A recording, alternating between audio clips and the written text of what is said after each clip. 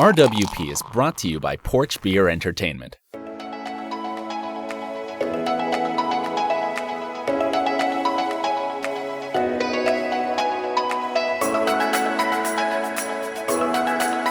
Rando Nation, welcome to the first ever RWP FanCast. I'm your host, Ben. Salty Dalton is traveling. He is out of town, so we decided, let's not just skip another week of content. Let's still provide the people with what they want, but this time we're going to bring in some help.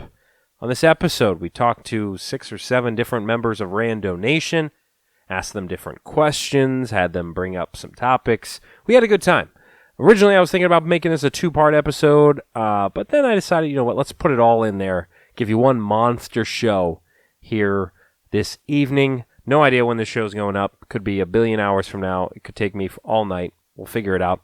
It is the Random Word Podcast, though. Let's go ahead and start the intro before we get into this thing. Here we go. RWP, baby.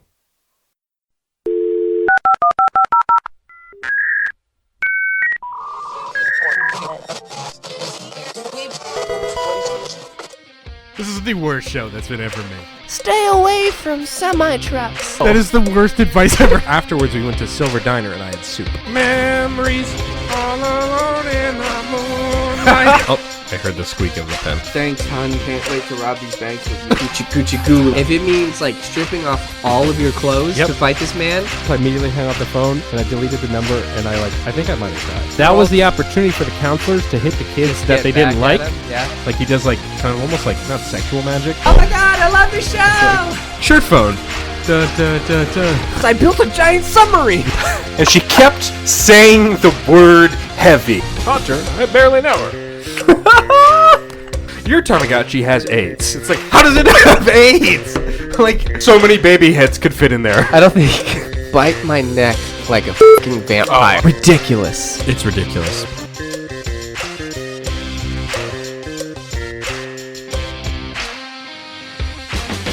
Wait, they're still doing this show. Jeez, give up the dream already, guys. Okay, well, let's get this over with. It's time to waste your time. It's the Random Word Podcast with your hosts, Ben and Salty Dalton.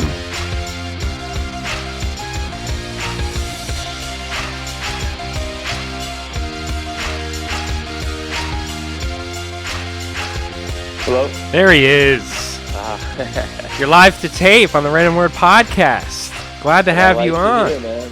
It's good. It's good just getting home from practice and then heading out to hit the recruiting trail here in a little bit. So you're the first one of the night, so you're kicking things off. So here's the thing. That's some pressure. There is some pressure. There's some pressure involved. I don't want you to feel too overwhelmed, but just keep in mind that if this call doesn't go well, I'm just not going to call anybody tonight. I'm just going to decide, you know what, this little experiment's not worth it. We did try to have you in the studio when you were in town. Didn't work out. But this is you have called in. We have had you on the show a couple times. I believe we did some like dating advice at one point, I think. I think so. Yeah. So, I guess, so we're going to do this in a couple different ways. So I have a list of questions, possible topics we could cover, but I want to offer it up to you first.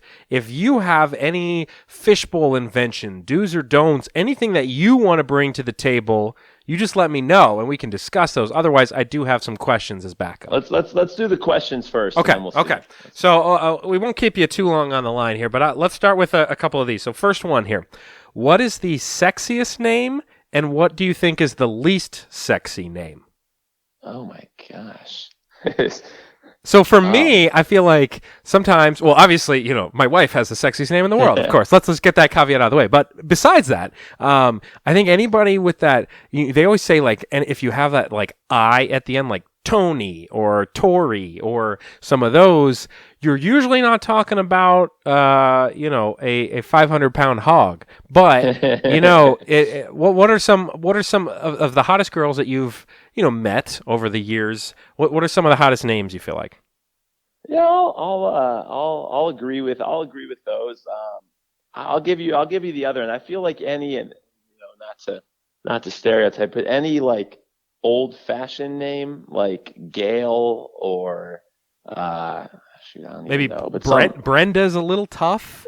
Brenda's. You know, I'm trying to think of some of those bus driver names. You know, if you have like Maud, obviously. If you've got Gail's a tough one. I don't know. Yeah.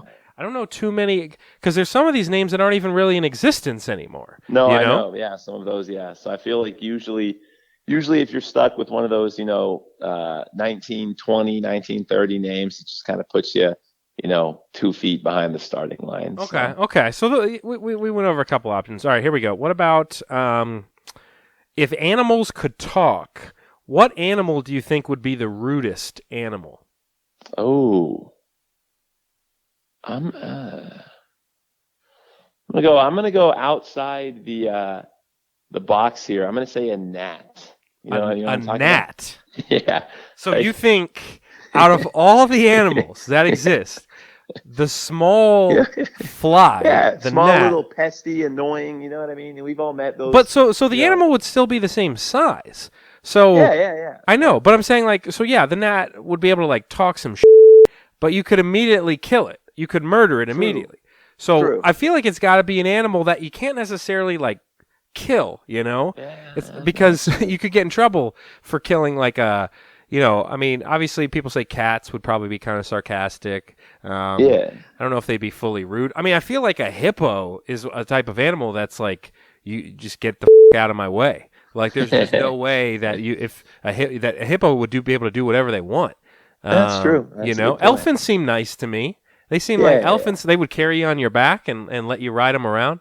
All right, so we're thinking. So you said gnat. It's a dumb answer. Probably, I was probably a weak answer. You put me on the spot. It's all right. These are discussion questions. These are discussion questions. These are tough, man. It's tough, let's see. It's tough being live on the air. What's the weirdest thing a guest has done at your house? Oh, all right.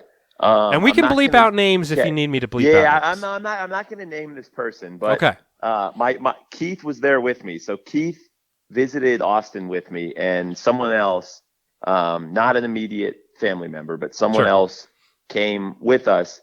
And so we were at my apartment. You've been there in Texas, and it's probably maybe a Saturday night, and we were just hanging out, getting ready to go grab some dinner or something after. And so I was about to just give the name away. Person that was over uses the bathroom and clogs my toilet and doesn't say anything. It doesn't say anything. So you got to think about it. He was probably embarrassed, He just clogged your toilet. And you want to know what's funny? I've been at another place with this person, and I've seen him do it there. He clogged their toilet. He's a serial clogger. It's almost like the staple, they go, but I mean, all you got to say is, hey man, your toilet isn't flushed. I think I clogged it. Not just leave a pile of crap in my toilet. We're not going to know. So we're talking clog as in nothing was going down there. Nothing went down. Oh no. That's a disaster. Multiple times. Isn't that's disgusting? That is disgusting. Now, what do you do? Now, have you ever been in somebody's, because I've been in somebody's house before where you're getting a little worried by the toilet situation where things are suddenly starting to, rise and you're like, what the hell do I do?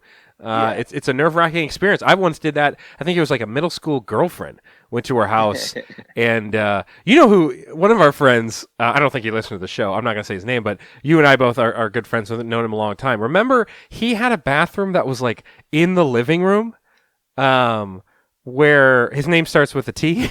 I know.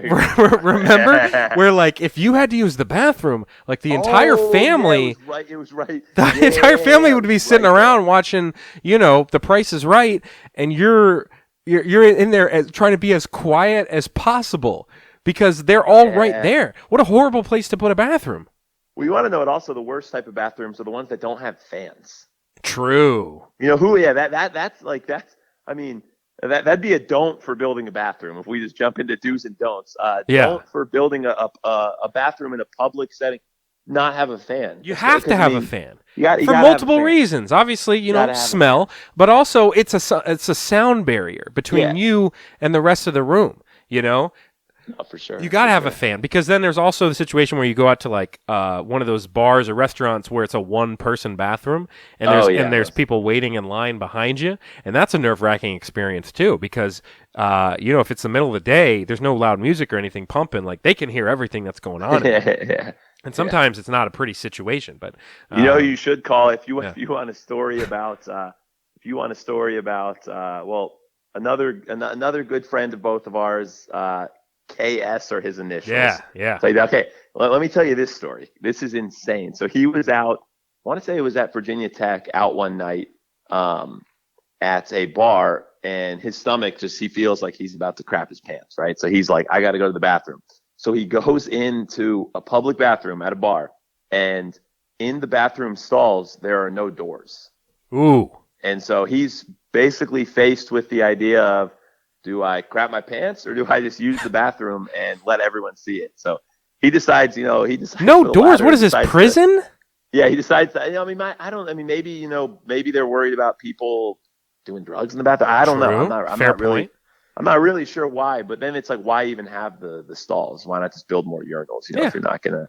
But he decides to use the bathroom. He said the rest of the night, people would come up to him like, "Hey, weren't you the guy that was using the bathroom?" No! So, yeah, I know, brutal. He was the guy that in front of the whole bar. Man, that sucks. No, that's freaking horrible. No, and I don't even like it at some places where like there's no real divider between the urinals. No, I know you need a full like I think the ones that are, and I'm really not kind of a germaphobe in the sense I don't really like using public bathrooms. No. I'm not just peeing. And so, that airport experience was a tough one. But, Oh yeah, where Ian was taking me back to the airport to get ready to leave after this weekend. He and I both were like, we both got something going on downstairs. But that was funniest because Ian actually paid for parking just so he could go use the airport bathroom because he couldn't make it another 5 minutes. I got a couple more here. I'll run through here and then I'll let you go. Yeah, sure. Let's see. What inanimate object do you wish you could eliminate from existence? So any object that we would just get rid of entirely.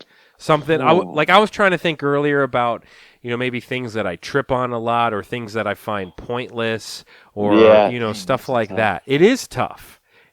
So it has to be an inanimate object and that we just wipe from the face of the earth.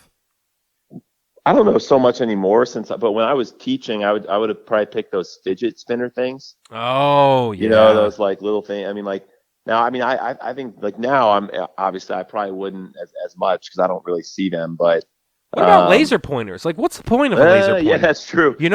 I've only heard about laser pointers doing bad things. Like, there was a guy a couple weeks ago. He was setting up at the Sarasota airport in Florida, sat in a lawn chair, and was just pointing laser pointers at the pilot's eyes as the planes were coming in. And these pilots are going, "What the hell is that?" And then eventually he got caught and they got arrested. And he had been doing it for weeks. He was just setting up with a laser pointer. Because I always remember in school. There'd always be one kid that had the laser pointer, and that the teacher would spend the whole class trying to find the who had the laser pointer in the class, and that was like an investigation sometimes. Because then you get a teacher being like, you could blind somebody with that, which I don't know if you could actually make somebody say, is that really true? Because you're telling me they're just selling these things that could. I don't know. Maybe it is. I don't know. We don't know that. Look, you're not a laser expert. Let's see. What about... Oh, here we go. What sport would be the funniest to add a mandatory amount of alcohol to? Oh. So think about some sports and what would be funniest if we made sure all the athletes participating were drunk, basically. I'm going to say hockey. Hockey, because I feel like some of those guys are drunk already. Like something like that. Like you hear about these beer leagues and stuff like that, where guys just get wasted and go play hockey. So it wouldn't even be like that much different, but it would be because skating. I feel like it's got to be such a tough thing to do. Oh yeah, I can't even skate. No, neither can I.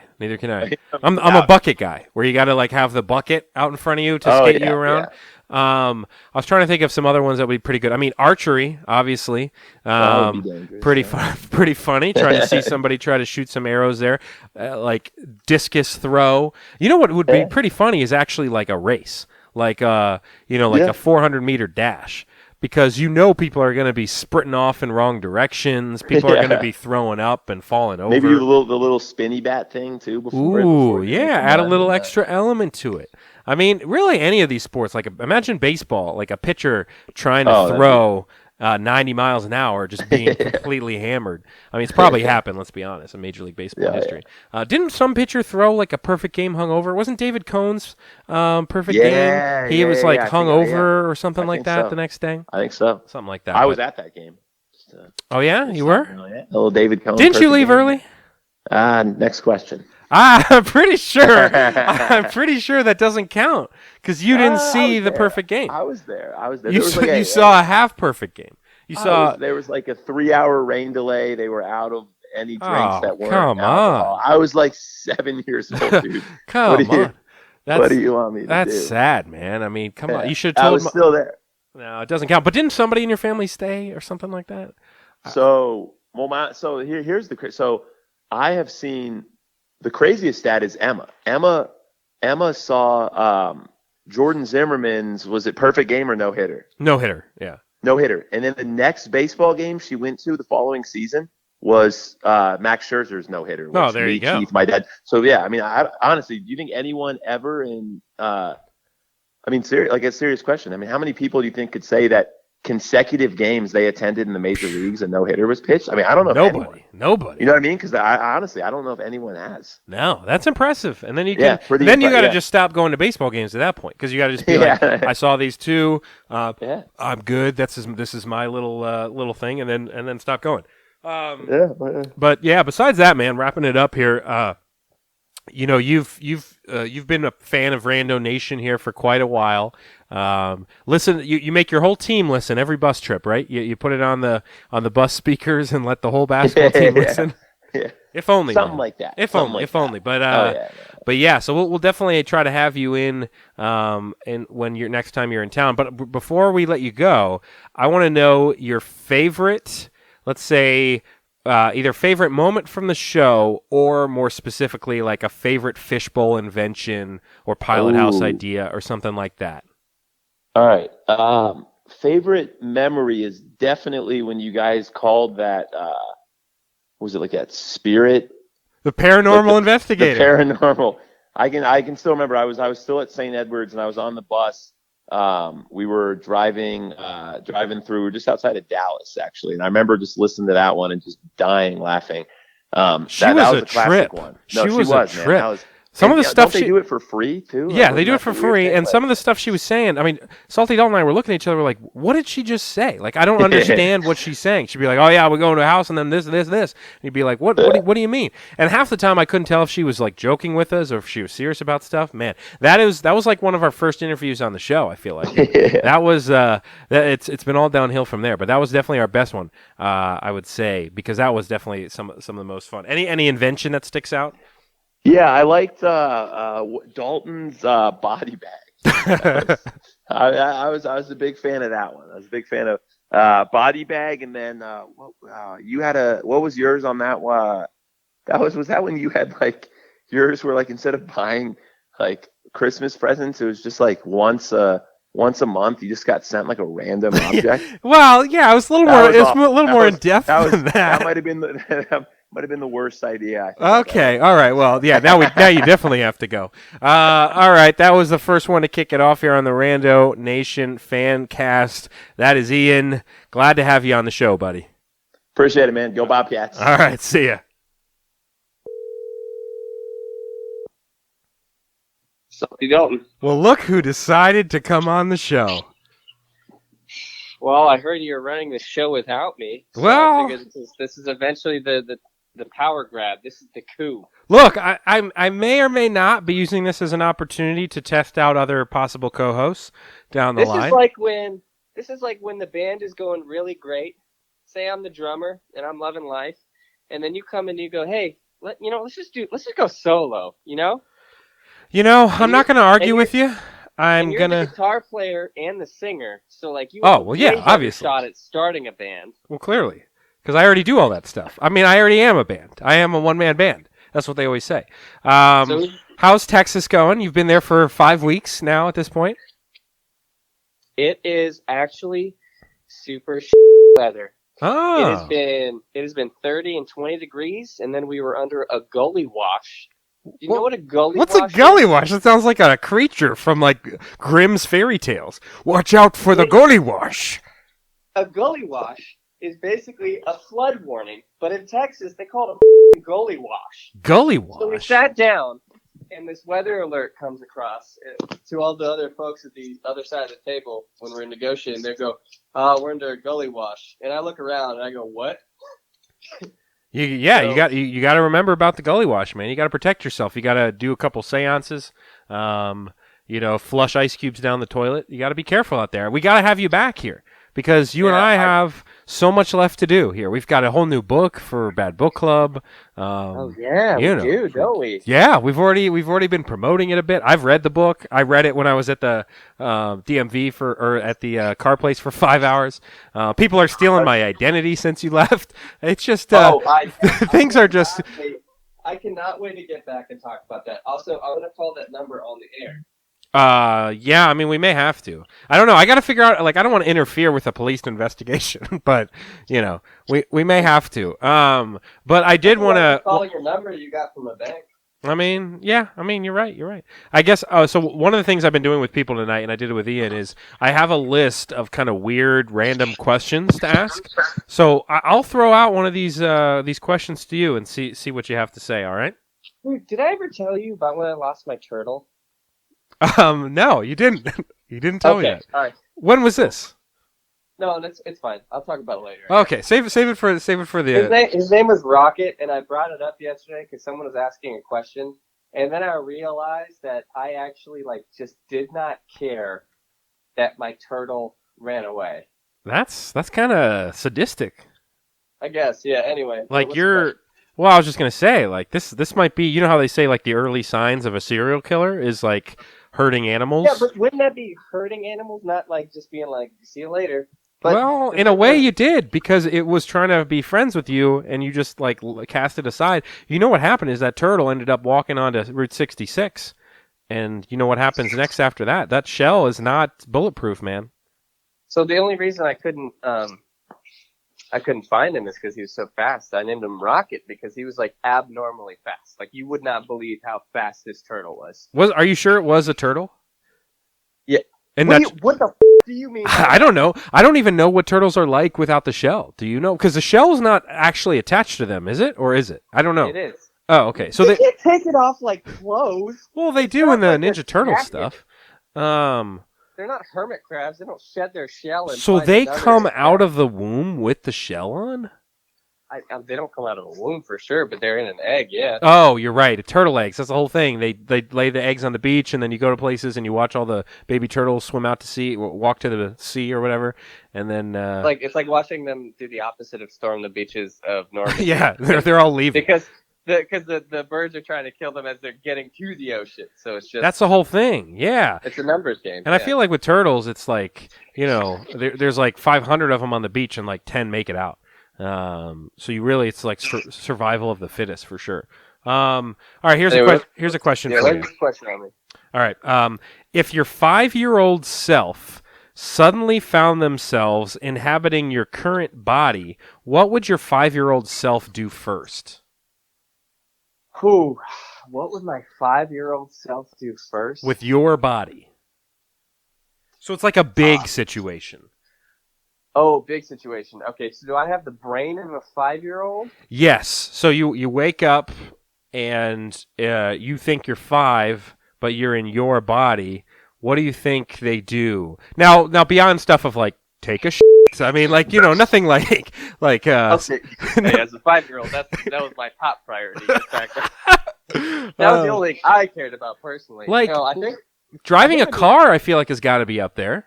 So the first two things that pop in my mind, since I'm in a hotel, if I suddenly woke up and I was 5 and I got dressed, that would make for an awkward business meeting. It would. I think the first thing I do is just like eat all the candy I could. Yeah. Because like I'm an adult and like no one's gonna question me just grabbing candy bars, I guess. Yeah, plus you probably would have money, like cash in your wallet or a card, and you'd be able to be like, oh wow, I can go get as many Reese's or whatever as I want right now. Absolutely. I think that'd be the first thing. I'd say that, or for me, I think like hopping into a car and driving that sucker around. It would be horrible. It would be hard though, because like I guess it depends where you were at mentally, 5, because like would I understand how to operate? I was a pretty smart 5-year-old, if you recall. I mean, I did make it into GT, even though that was like 10, not 5. But still, I'm sure I showed signs of greater intelligence at 5. So okay. So that's a good answer. That's a good answer. Let me lay another one on you real quick. Okay. Let's see. Oh, this is one that I asked Ian, so I'd be curious of what your answer would be. What inanimate object do you wish you could eliminate from existence? What inanimate object could I eliminate from existence? Wipe from the face of the earth. Like Ian, for example, said like fidget spinners. I was saying laser pointers, because I think laser pointers are pointless. Like I only hear about bad things that people do with laser pointers, like pointing it at planes and stuff. So you got to think of some sort of object that you feel has literally no use on this earth. Interesting. No use on this earth. And you can't name a person. Has to be an object. Has to be an object. Just call you out. Yeah, you're like, yeah, I wish you were removed from the face of the earth, okay? Interesting. I think, oh man. Maybe mattress covers? No, I think it's going to be something like, I would eliminate, I'm trying to think my brain of like something smart, but like, doesn't have to be smart. I got mad at a traffic cone the other day. Okay. I mean, take those off the face of the planet. Yeah, I'm sure that would go really well. I think taking traffic cones without any sort of alternative option, I'm sure that would not lead to any problems whatsoever, my guess would be. Yeah, traffic cones. So I stand by that. All right, well, we'll let you go with that. Do you got to go now? Yeah, I gotta head back and do a little debrief, and then I will travel home tomorrow. Gross. Well, I'll let you know how this show goes. We got a lot of guests lined up, but I'm glad you can make an appearance. Thanks for doing a little bit of work for once, Hey, it's my pleasure. It's my pleasure. All right, that's Salty Dalton. Have a safe trip, buddy. We outie. See ya. Salty Dalton made a brief appearance on the show. Glad to have him on. A little surprise appearance as well. Still got a whole lot of guests to go. We'll see who's next on the list. Yeah, what's up? There he is, the king of DC. You're live to tape on the Random Word Podcast. Oh, wow. I didn't know I was already on the air. You're already on the air, buddy. You're. I'm a little out of breath. I walked up the stairs. And I can see why that makes you out of breath. Man, I don't think you and I haven't seen each other in a while, dude. I'm just on the downward spiral. Like I am not, I'm not getting better. Like I'm not getting in better shape since the last time you see me. Like you're not going to see me and be like, man, he looks pretty good. You're going to be like, whoa, what's going on? That's a typical response when me and you see people from a while back. Yeah, that's the thing. Is the best? It's actually not something new. It's actually something that actually always happens. I've always wanted. We're the type of people that always get the reaction like, "Oh, he's gained a few," and then all of a sudden, like you look at him and like, "Okay, thanks." I already knew that. Because I've always wanted. The dream is to see somebody you haven't seen for a while, and they go, "Wow, you look great. You've lost a bunch of weight." Like that's the dream, and that's just never going to happen. I don't think. Well, that's the problem. Is that's the dream, but then when we see people and like you lost like a pound, which you can't even tell when you look at someone if they lost a pound or two, and then they say, "Oh my gosh, you've been working out. You look great," and you just think to yourself like, "No, Thanks, though. No, like, not at it's all. Like, man, oh my gosh, it's like the satisfaction of someone saying you look great, but then you know that they're lying to you. It's just, it just kind of hurts a little bit. So this is Mike, my co-host on. I didn't really intro you. Mike from the DC Crossover, one of the best sports podcasts in town.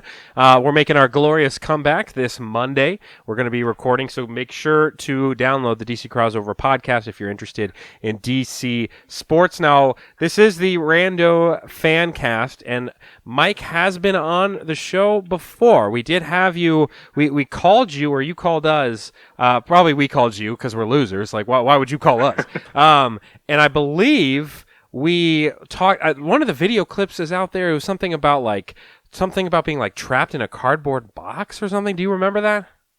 I hardly remember any time I talk to you. So, okay, that's fine. I don't actually remember. I was calling. Oh man, what's going on with the phone? What's wrong with it? Oh, now it's okay. It was breaking up left and right. I'm on a landline, man. I don't even know they have landlines anymore, but I'm trying to use one better connection. Anyways, if you can hear me now, I remember specifically. I remember the phone call. I called you probably to complain about something and you not respond, but then you picked up, and then I realized, it is. I can cuss in this one. Yeah, you can cuss. I bleep it out. I'm going to cuss even more just so I can give you more work.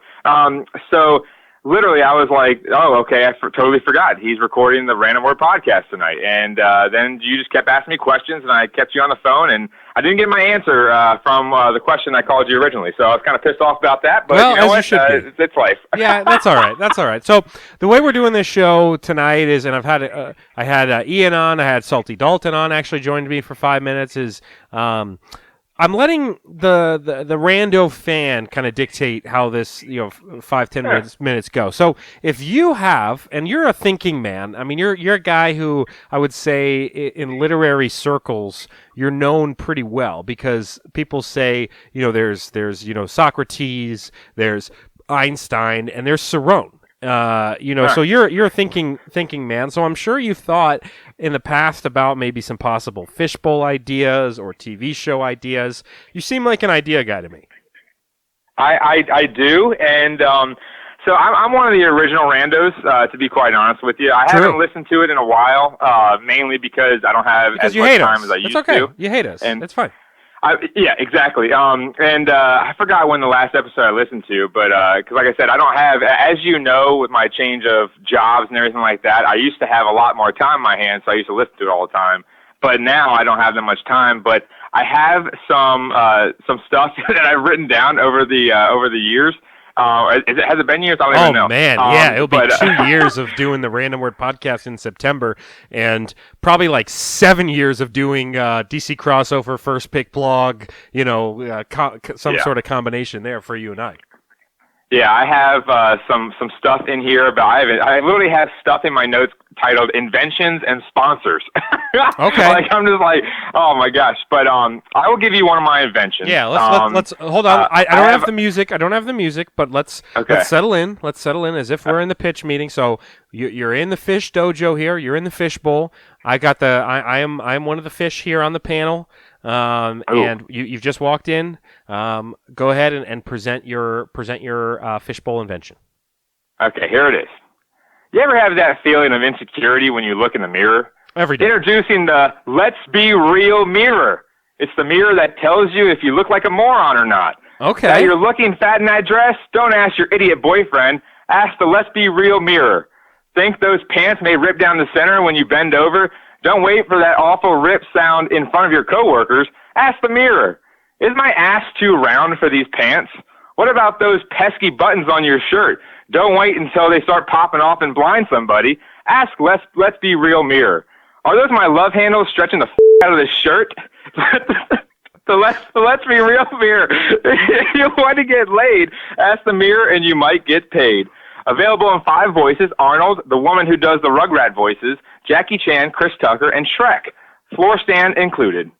What's the technology? Like how does this work? You have to think about how it, so okay. So you walk up to your mirror, you're a fat pig. I think I was drunk when I wrote this. Well, because like, what does the mirror just audibly say? Like, hey, you look fat in those pants. And yeah, then, it's like Siri technology or Alexa if you're an Amazon type of person. So what does it do? It scans your body. Like, how would it know that you look? Yes, ugly?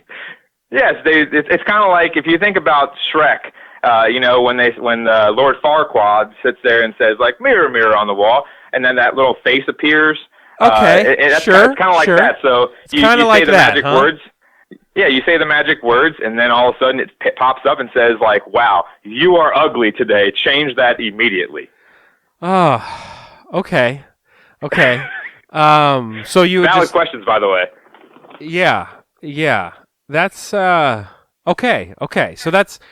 I'm just a little speechless. I'm glad that was the invention you went with. This was your shot to, impress Rando Nation, and you went with the talking mirror that tells you you're ugly, which everybody I guess kind of needs in their life. I feel like it's not a bad idea.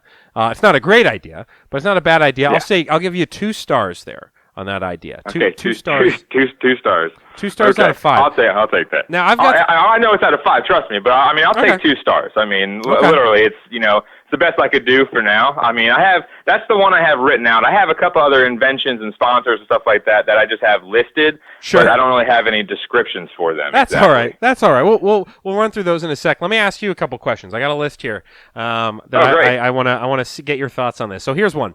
What would be the coolest animal to scale up to the size of a horse? So if we could take any animal that's like small in theory, I guess, and make it a horse size, what do you think would be the most awesome animal to do that to? Are you talking about like an animal that like you would just like horseback riding? Like, am I going to ride like a chicken? I don't think it didn't really specify if you're riding this animal. My guess would be that it's possible, like you could possibly ride this animal if you so choose. If it's that type of animal to do it. But yeah, basically it's the size of a horse. So like somebody could be, in theory, they could say, I don't know why anybody would do this, but you say a bee, and you make the bee be the size of a horse. Now that's terrifying, obviously. Yeah, no thank you. So definitely not the best idea. You know what would be really freaky looking at the size of a horse? A caterpillar. Because that thing is so small and it's kind of furry and it's already kind of a weird looking thing. Imagine that sucker being the size of a horse. Anything to do with arachnids or insects or anything of that nature, I'm out. Yeah, you can't do that. It's literally fishbowl and I'm out. I mean, seriously, I can't deal with that stuff. I mean, thinking about the movie, like what's it called, like eight crazy legs or something like that with the gigantic spiders. Like, I can't do that. Yeah, like I can't watch that stuff. I think it was with David Arquette or something. But is there any animals that you like that are like, hey, this is a cute, kind of a cool, cute animal. I'd love if it was bigger. I don't really think about that on the regular. Sure, understandable. I mean, the first thing that comes to mind would possibly be a turtle. So think about like having a turtle. It's like a dinosaur. Just like going not a snapping turtle, but just going out with like a random turtle and just hanging out with your friends and letting it like walk like around a field or something like that. It would be your slowest friend though, because like think about how slow a turtle moves. You're not going. But yeah, I kind of like that idea of like, hey, feed it some lettuce. Like pat it on its head really cheap eats. I mean, it's not going to be eating steak or anything like that or raw meat. So I mean, give him a little thing of lettuce and it'll be good. Okay, I like that answer. Okay. I mean, because dogs, like look at Jason Worth's dog. It's already a horse. So you can't say dogs. True. So I mean, it's like you gotta think about certain animals that are going to be more productive if they're bigger. I got you. Here's another question for you. If you were arrested with no explanation, what would your friends and family assume you had done? Oh, that's a great question. Let's see. What are my parents disappointed at me in? Like, if they're getting a call from Loudoun County Police, your son, Michael, is here in jail with us, what do you think their first guess would be as far as what you did? Oh, definitely. I mean, geez, probably a DUI or something. Yeah, I was gonna say like something involving alcohol.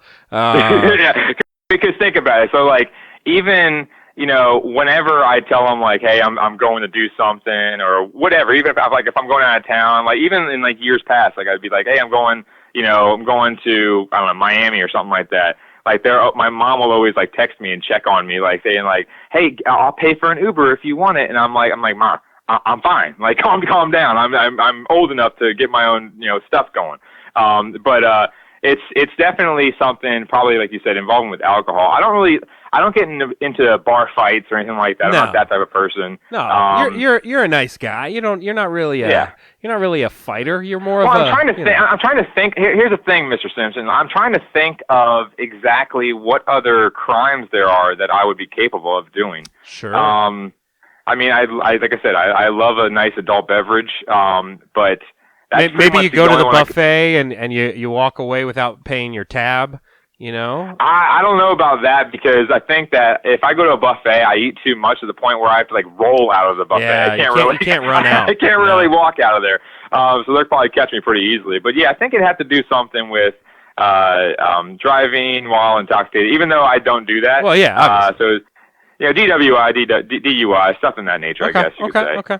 I'll round it out. Here's this question. Sure. Obviously, not going into detail, but have you ever been close to having law be involved in your life?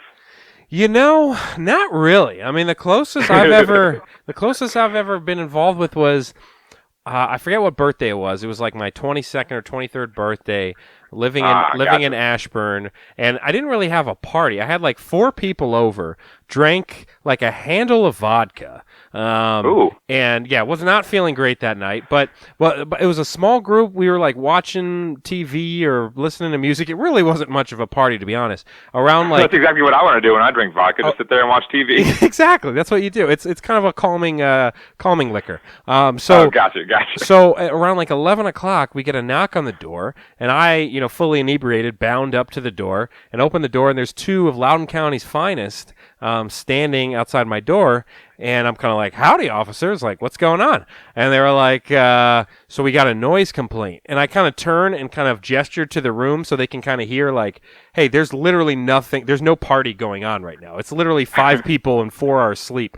And there's just no reason for anybody to file a noise complaint." And even the officers were kind of like, "Yeah, like, this is kind of stupid." So they kind of like turned around and left. They were like, "Have a good night." They didn't like get me in trouble at all.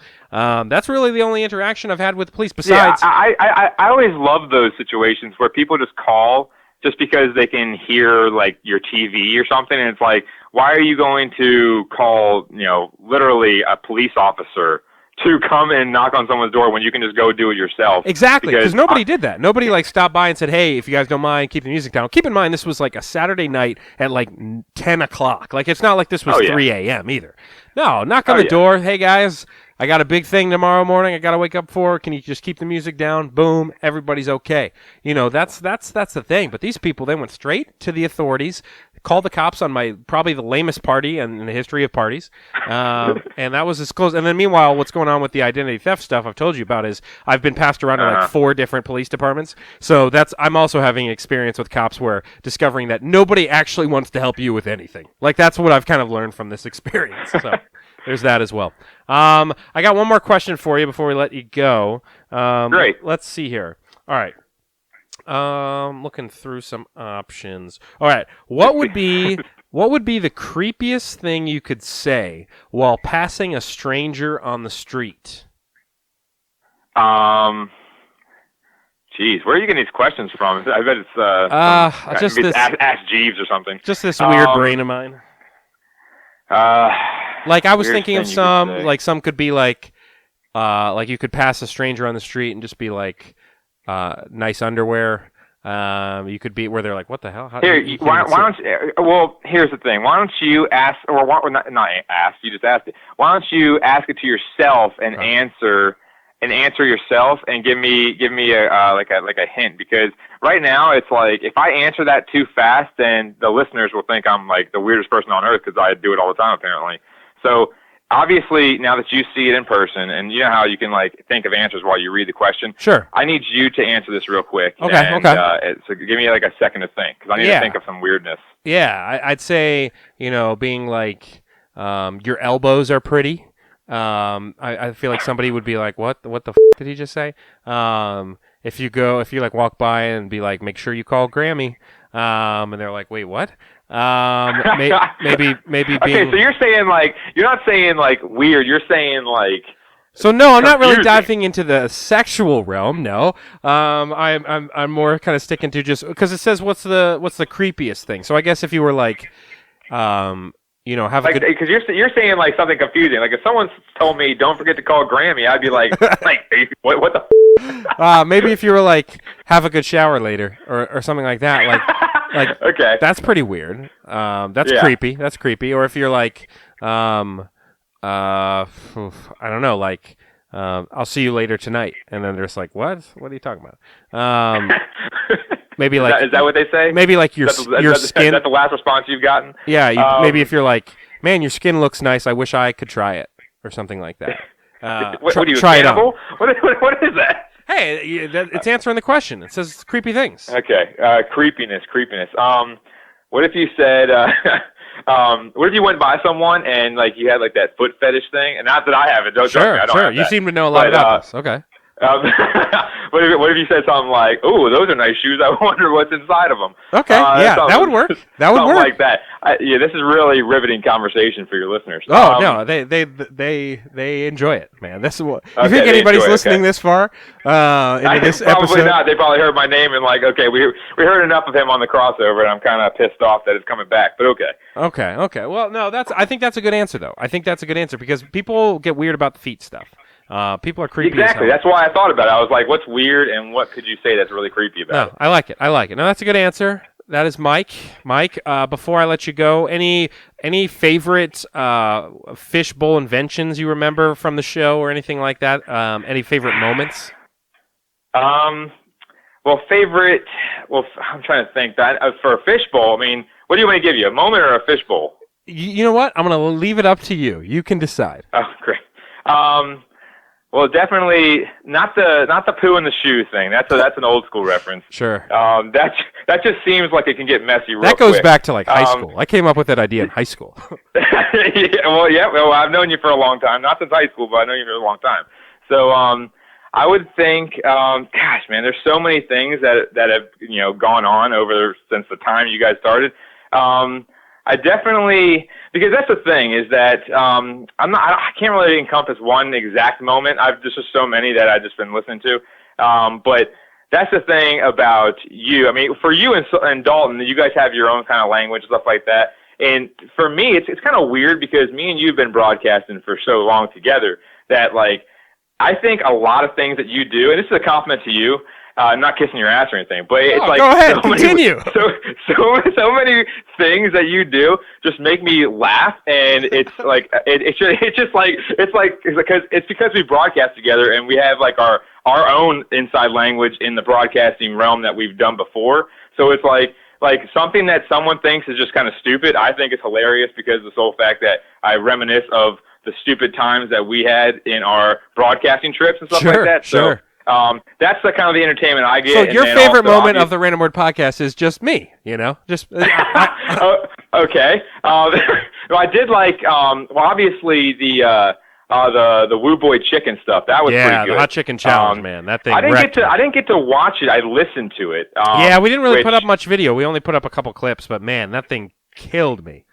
Yeah, that one was still pretty solid, but no, like I said, you guys just have, it's always good, and as you know, and we both know that it's all about chemistry, really, and when it comes down to it, like I can do it with my best friend, and same with you and stuff like that. So it's just kind of like it's all about how you vibe with the other person, and you guys obviously, with the reviews and the clicks and all that kind of stuff, it's definitely good, and having a little break, having Dalton, I don't know where he is, but having Dalton on vacation or wherever he is, where is he, in Thailand or something? Something like that, yeah, I think so.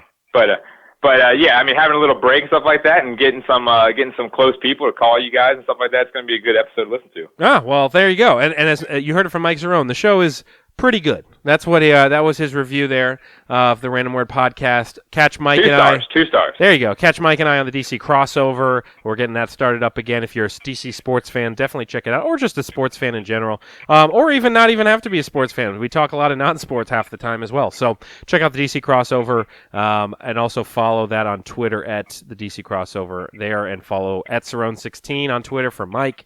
And yeah, be sure to follow that show. Mike, I appreciate you coming on the show.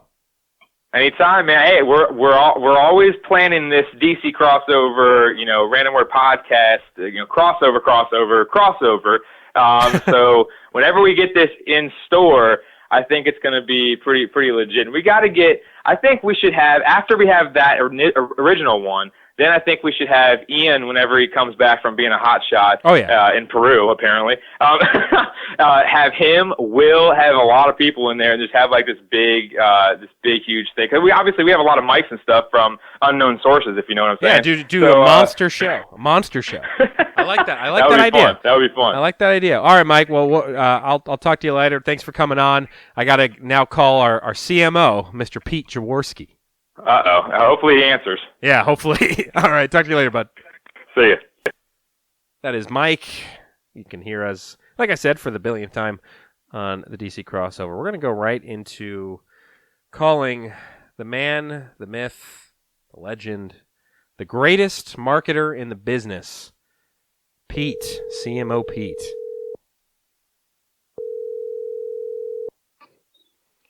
Hello? There he is. You're live to tape on the Random Word podcast, CMO Pete.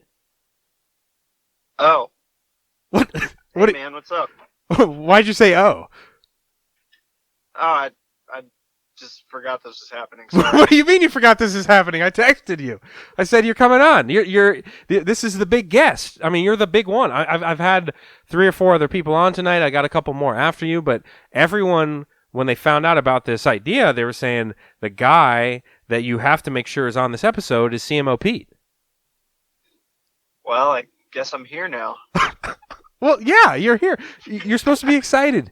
This is a big deal. I mean, no, I am excited. This is really cool. Man, anything you say just does not come out excitement at all. So, I mean, don't you think this is a good idea? You know, Salty Dalton, he's been out for God knows how long. He's abandoned his family. He's claiming that he's at work in Texas, but we all know that that's not true. I've been just sitting here and I decided, you know what? We've got a great fan base. You're a marketing guy. Don't you think this is good marketing? You have a bunch of people on the show? Yeah, get the people involved. I think it's a great idea. Sounds like Dalton's really missing out. Well, I did call him. I had a nice little 5-minute conversation with him on the show, and then he was going out for some sushi. You know how he does. So the way I'm doing this episode is I am leaving it up to the people, where I have some questions that I can run through some questions with you, but if you have, off the top of your head, any fishbowl inventions you've always wanted to pitch, or pilot house ideas, or really, anything sort of in that. Now, I know you don't really listen to the show anymore, but if you have anything that you would like to pitch show-wise, I'll leave the floor to you. And if not, it's okay. I've got questions that we can use as well for this little period that we have together. Sweet. I wasn't really sure what Pilot House was. Oh, so Pilot House is where we pitch TV show pilots. Oh, okay. Yeah. So it's okay if you don't have a TV show pilot. Any fishbowl inventions? Or just nothing? You just didn't bring anything to the table. You really caught me with my pants down here, Ben. I mean, I did, but you were fully aware you were coming on this show. So it's okay. You know what? Well, here's what we're gonna do. I got some questions for you.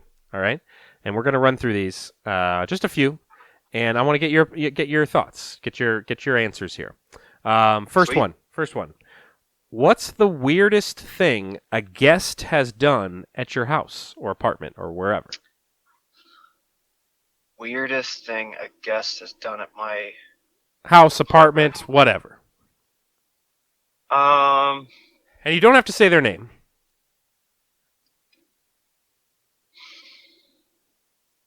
Jeez. There's got to be something. Man, I'm trying to think of something crazy that happened.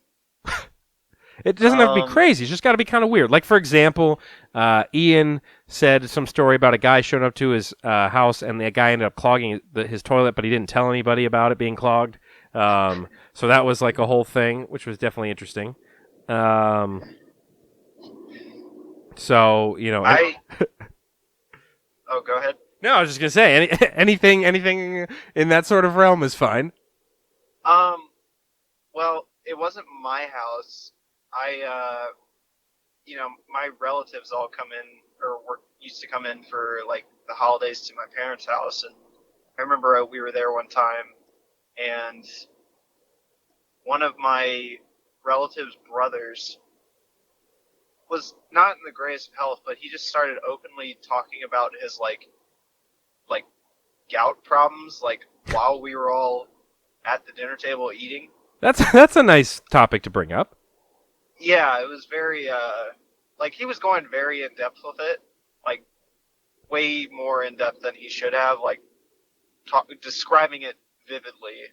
And it was not a good time to do that. Have you ever done anything weird, like, at a house or something like that? Like, have you, for example, I remember... when I was in elementary school, I went to a buddy's house for a sleepover, and it was like a lot of the kids in our class, and his dad made everybody milkshakes, and it was like a big deal. It was like, oh man, we all get milkshakes for some reason. I mean, that's a great thing to give to a bunch of fourth graders, but so his dad made milkshakes for like the 10 of us. We're all drinking our milkshakes, and then at some point, I accidentally spilled my milkshake all over this dude's pillow, like the pillow on their couch.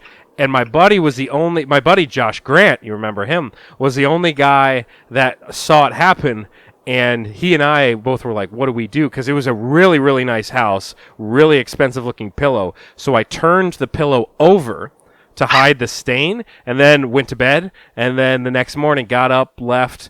The next day, the kid comes to school, or whatever the next Monday was, kid comes to school and starts asking around like, hey, guys, do you know anybody? Did anybody spill like a milkshake? Did you see anybody? Because like my dad's really pissed, and we're gonna have to buy new pillows, and there's this big stain. And I was just like, yo, man, I don't know what you're talking about. I have no idea.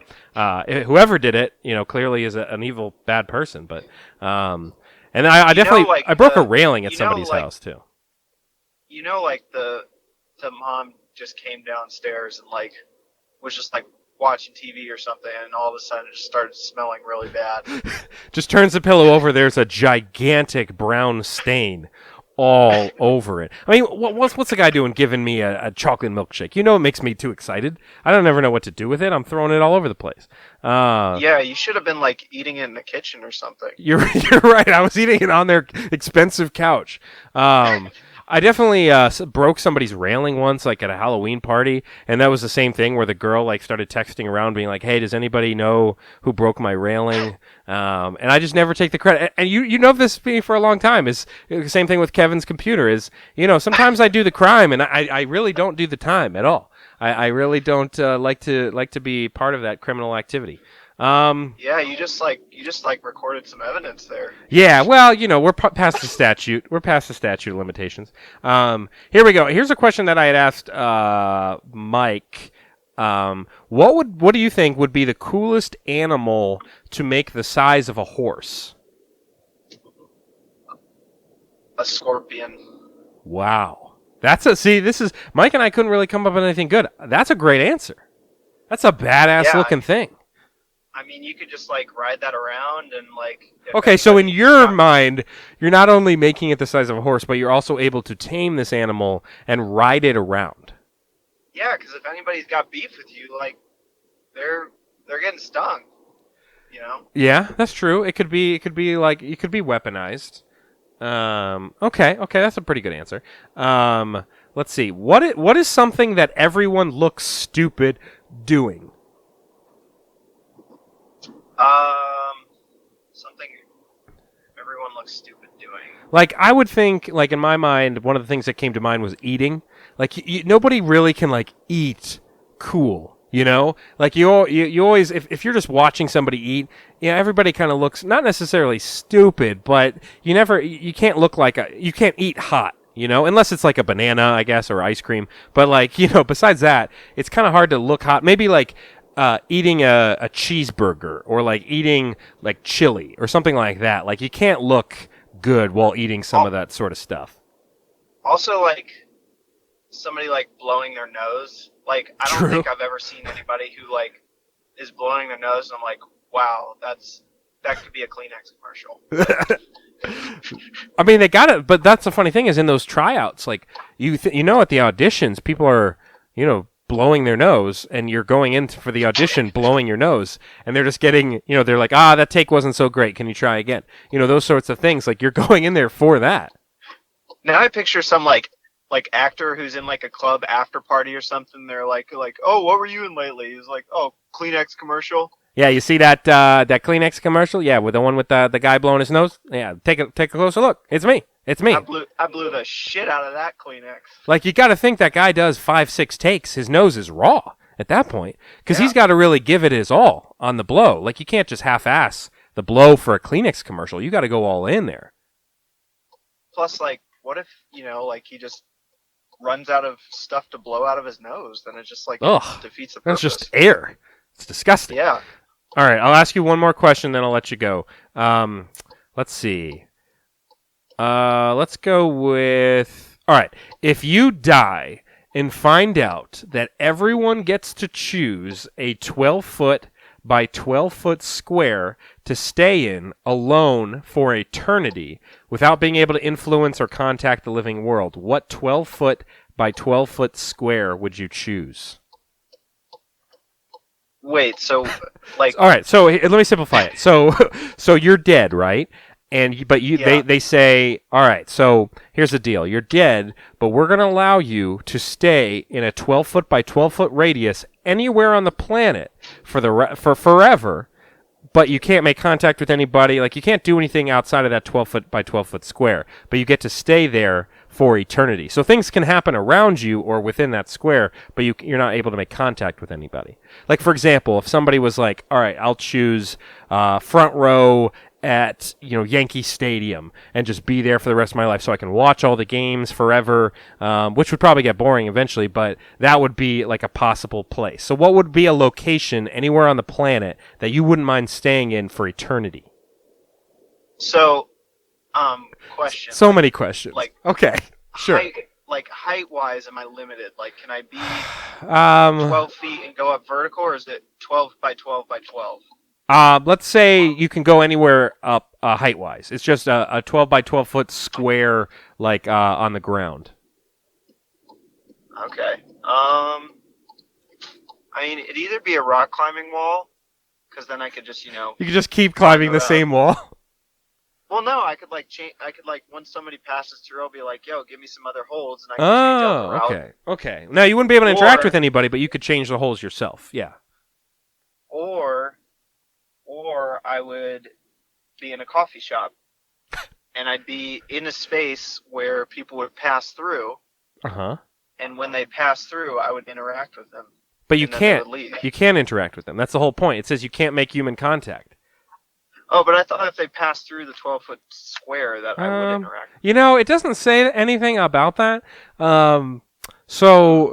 Because, you're there for eternity. So if the same person keeps coming to the coffee shop, they're like, man, that other guy is constantly in here. Like, I've never seen him leave. Like, when the people are closing up, they're like, hey, sir, you got to go. And you're like, I can't. It's in my 12-foot by 12-foot. So my guess is their intention with the question was that you can't interact with anybody. Oh, I see. Yeah, sorry to change it up for you. Court. Okay. That's okay. I screwed that up. I dropped the ball. The center of the basketball court? Like a pro basketball court. Okay, so you just kind of sit there in the middle, in mid-court, and just kind of watch? Yeah, like during a game, That'd be kind of cool. Action. Okay, that'd be kind of cool. I don't mind that answer. All right, well, besides that, CMO Pete, before I let you go, I want you to provide your favorite maybe memory about the show or fishbowl invention or anything like your favorite moment from Random Word Podcast. My favorite moment, well, obviously being on the show was my favorite moment. Sure. I'd say the hearing you guys duke it out over the word challenge. Oh, okay. You said to define the word. Okay, yeah, that's a pretty good one. Was that the last episode you listened to? No, I actually listened to. Well, I didn't listen to the whole episode. Why would you? You know, why would you? But the one where you guys were eating the jelly beans. Oh God, that was freaking horrible, dude. Freaking horrible. Sounded miserable. It was the worst tasting thing I've ever done. I would have ate 5 of those hot chicken sandwiches that we did on the show before I ate another jelly bean. It was disgusting. Oh my god. Well, besides that, CMO Pete, keep up the good work. I know you've been doing a lot of marketing for us. I've been seeing the results from the downloads, so you're doing your CMO job. Your paycheck should be coming pretty soon. You know. Yeah, I was going to ask about that. Yeah, it's coming. What's tomorrow? The 14th. So yeah, it should be tomorrow. If you don't get it, feel free to text Dalton about it. He's the money guy here. I'm just the pretty face. But besides that, man, appreciate you coming on the first ever RWP fan show. Nice. Thanks for having me. All right, CMO Pete. Thanks, buddy. See you later. See ya. CMO Pete on the show. Man, we've had quite a star-studded affair. Let's see if we can get somebody else on the line here. Let's see who's next on the list. We got a couple more guests to go on this evening show. Let's go with I got a good one coming up here. We're gonna go with my brother-in-law is what we're gonna go with here. So let's see. Let's give Matt a call here.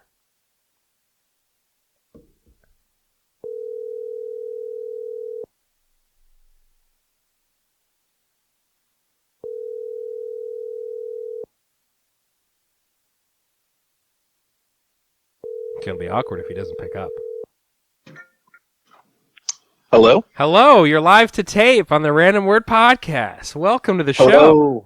Hello, live to tape. Hello, live audience. Yes, we do have a full live studio audience here in my spare bedroom. And they're excited to have... This is a first ever appearance from you on this show, even though your voice has been heard on the most recent Bad Book Club. That is very true. That is accurate. So to commemorate the occasion, you've told them about the cars, right? Told them about the cars? What cars? The cars that they're each getting. Oh, you're right. You're right. Now you spoiled it. So you know what? I guess it's just going to have to be returned. But luckily, it's pretty easy to return 25 cars. But it is. It is. But so here's the thing. This is the first ever RWP fan show. You are guest number 5, I think, on this episode. Which don't think that means anything against you. But you're guest number 5, and I know you know the show a little bit. Right. And what we're going to do here on this episode is I'm going to have you on for a little bit. I've got a couple directions we can go here. So first direction is, if you happen to have, there's a segment we do on the show. I don't know if you remember, but it's called Fishbowl, and it's a segment where you pitch invention ideas or business ideas, and we discuss that. Now, if you have a fishbowl possibility, I'll let you pitch that. If not, don't worry. I've got some questions that we can run through a little bit while we have you on the show. So I wanted to throw it out there have you ever had any sort of invention idea? Honestly, the more that I hear of your and Dalton's ideas, the more sort of discouraged I feel that I will ever come up with anything of consequence or use to the world or value to the world. So I think the questions may be the best route to go. That makes sense. I don't want you to feel too intimidated because, it is... Anytime you're working with two genius brains like myself and Salty Dalton is, you run into that problem of, hey, I'm just never going to be good enough, as those guys. Exactly. I mean, not a lot of people know this, I don't think. Maybe the 25 people with you now, but and the other 4 fans that you've spoken to already. But given the 2 of your backgrounds before you even started the Random Word Podcast and the number of inventions and amazing revolutionary ideas you've graced the world with, you guys are very intimidating, whether you mean to be or not. This is true. I mean, we're right up there with Elon and Bezos and all those guys. Throw out any sort of name, we're on that list. I didn't go that far, but well, certainly Tesla. We're getting close. We're getting close. All right, so let's run through a couple of these questions here. I want to see your responses. I know I'm putting you on the spot, but let's see how you do. So, first question here. Let's go with. Let's see. What is the most embarrassing thing you have ever worn? The most embarrassing thing I've ever worn. If you were to ask my wife, who I believe you've met on occasion. I think so. Yeah, if you were to ask her, probably overalls. Overalls. Wow. I've never and like was that a completely serious decision, right? Like that wasn't a like you're doing it ironically. You literally just put on a pair of overalls, said this is the look today. They were there. I was a sixth grader at the time, so I had a really evolved fashion sense. Oh, of course. The overalls were there, and I thought, I should probably wear clothes to school today, so I'm going to go ahead and put these on. Man. And that was about as much thought as I put into it. Now, did you wear any like shirt underneath the overalls, or were you bare-chested with the overalls like a farmer? I'd rather not respond. Okay. That's a good answer though. Let's see. Let's go with what are two completely normal things that you think become weird if you do them back to back? Two completely normal things that become weird if you do them back to back. A wedding and a funeral. Yes. Or vice versa. Yeah, I would say that would be one as well. Like I was going to think of like funeral to strip club.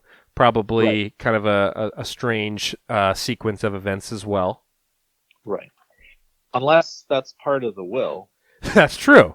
That's true. Or if the funeral is at the strip club. Or if the funeral is at the strip club. Because it was a stripper that died. Exactly. Unfortunately, in a stripping accident. The pole was greased a little too much. And she just did one turn too many. Next thing you know, the arms stay on the pole, the rest of the body goes. But I don't know if that's how that would work, but just don't think about it too hard. What is the weirdest thing you have seen in someone else's home? I don't know that it's necessarily that weird, but as a kid, it was very weird. I went to a relative's house and they had a pinball machine. And to see a pinball machine outside of an arcade, which we still had. I'm not sure how many of your fans still know what an arcade is. Sure. Well, we do have a young audience. They're all fourth graders, that's so true. They don't really know. Very young, exactly. But to see a pinball machine, not only in a house, but I think the strangest thing was that I didn't have to put any quarters in order for it to work. That's like a dream. That's it like was a dream. It really was. That's one of the greatest things somebody could possibly. Now the problem is having a pinball machine. Great, pinball machine breaks. Who the hell do you go? Who do you call in that situation? That's the thing. And unfortunately, they've never gotten rid of that pinball machine, and it broke shortly after I used it. And they're still looking for somebody. And there's no connection there, though. Like there's using it and it breaking, they can't really tie that and pin that on you. Though. I'd rather not answer again. I didn't have overalls on at the time. I mean, we are recording. This is live to tape, so we don't want to have. We don't want to have the those. That's the phrase. I have to say that phrase because if I don't, you could sue me. So I could sue you for any reason. You could sue me for pretty much anything at this point. Would you rather have X-ray vision or the ability to always know when someone is lying? I would always want to know when somebody is lying. See, I'm with you as well because X-ray vision to me seems a little overrated. Because I like give me a practical example of why somebody would use X-ray vision. Right. Like there's nothing besides what are you're going to look at the safe at the bank and see a bunch of money. Okay, well you still have to go try to steal the money if you want to steal the money. Exactly. Or you see I guess you could use it to creepily spy on. If you were in an apartment complex, it would be great because it would be kind of like a rear window situation, but with X-ray vision. So you're spying on all your neighbors from your bedroom, and they don't know that you're looking at them. I guess. You are coming up with some practical applications. Well, yeah. So maybe I'm changing my own mind, to be honest. Let's see. Let's go with this. If your 5-year-old self found themselves inhabiting your current body, what would your 5-year-old self do first, you think?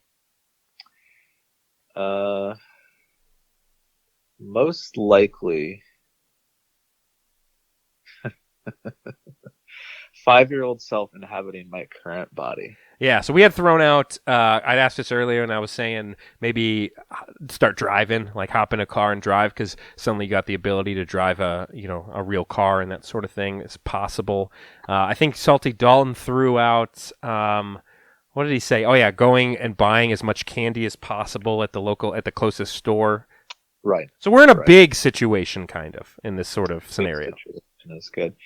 Most likely it would be something terribly uninspired, like just be amused at how much I was now towering over people. So you would just go around and find short people and stand up over them and just kind of laugh, and then like that would be the extent. Because 5-year-old me was not terribly well versed in the ways of the world, and like he wanted ice cream, he wanted fries, he wanted maybe to drive things, but he also would have no way of knowing, I need money or, credit or debit cards in order to achieve those things. And I need car keys, and all the practical things would be lost on him. He'd have no idea how to do it. That's true. Because a 5-year-old doesn't necessarily know how to drive. Right. So probably, so probably running around and just kind of laughing and making fun of people would probably be like run to the nearest playground and just do kind of what you would do as a 5-year-old. Exactly. But during the school day, and then people get a little upset when a grown man shows up to the playground. But let's see. Let's go one more here. Let's go with, if animals could talk, which animal do you think would be the rudest? If animals could talk, which animals would be the rudest? Most likely some sort of house pet, either a dog or a cat or one of the smaller ones, because they would have had to have lived in such close proximity to people that it would have rubbed off on them. They would have formed some opinions. They'd have some perspective. I think somewhere in that cat dog realm would be probably the most rude, because now suddenly when your cat looks at you with disdain, now the cat would also be like, wow, you're really wearing those overalls, and they'd be able to actually say this to you. Ian had said on the show, my friend Ian, who I called, he had said a gnat, which I was like, that's kind of ridiculous, because while the gnat could talk, you could still kill a gnat just like you could do with a regular gnat that doesn't talk. So I kind of thought that would be a pointless attribute. I mean, we all love Ian. I think he needs to stick to the fishbowl segment. There you go.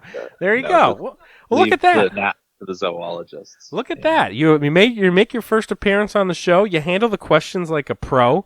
You knock out your 10-minute segment, and you did it. I mean, welcome to the random word world. Could say that a couple times fast. Thank you. Now, is my car on its way? Yes, your car. It should be on its way. Go ahead and text Salty Dalton. He's got all the details there. Send him an email, salty.dalton@gmail.com.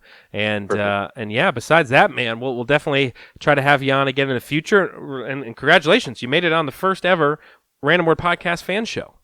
I was going to say that up until now, my greatest honor was marrying my wife, who, again, you've met before, but this actually takes over this. Now this is the greatest. I agree. And she's going to listen back to this, and she's going to understand it, though, because she's a fan. She's going to be like, you know what? I am not as great as the Random Word Podcast. Amen. Hosted by one person. So, yeah, well, that about does it, buddy. Appreciate having you on. Again, this has been the Random Word Podcast fan show appearance here from Matt. Thank you all. God bless. Have a good one. See ya. All right. Good night. So, and by the way, you are live to tape. I got to let you know that, so that way you don't sue me. And so Dan is joining us here on the show. Dan, you're guest number 5 or 6 of the night so far. Don't feel bad. That's not like a negative. That's nothing against you. The list is not in order of importance. But this is your first appearance on the Random Word Podcast, right? That is correct. Long time listener, first time caller. Long time, first time. There you go. But Dan, you've been listening to the podcast. I know, jokingly, long time. But in reality, you've been listening to the podcast for you've been tuning in and out, right? Like here and there, you'll catch some clips and things like that. Yeah. I like to download it and then listen to it at work. Don't tell anyone where I work, because I don't know if they'd approve of me listening to the podcast while I'm doing it. Well, especially this podcast with the way that we talk about the U.S. government. Exactly. Good thing there isn't a dead giveaway right there. Hey, the government could be anything. I mean, that's like a billion different things. So nobody's going to find you. Don't worry. And I'm not going to say your last name. Exactly. I mean, how many Dans do you think work in the federal government? Oof. If I really honestly had to guess, I would say at least there's got to be at least 10,000, right? 10,000. So think about the entire U.S. government. Were you just talking about the Nova area, or are we talking? We're talking continental United States. No, more. Dan is a very common name. Okay, so you're going higher. I thought you were shaming me for going too low.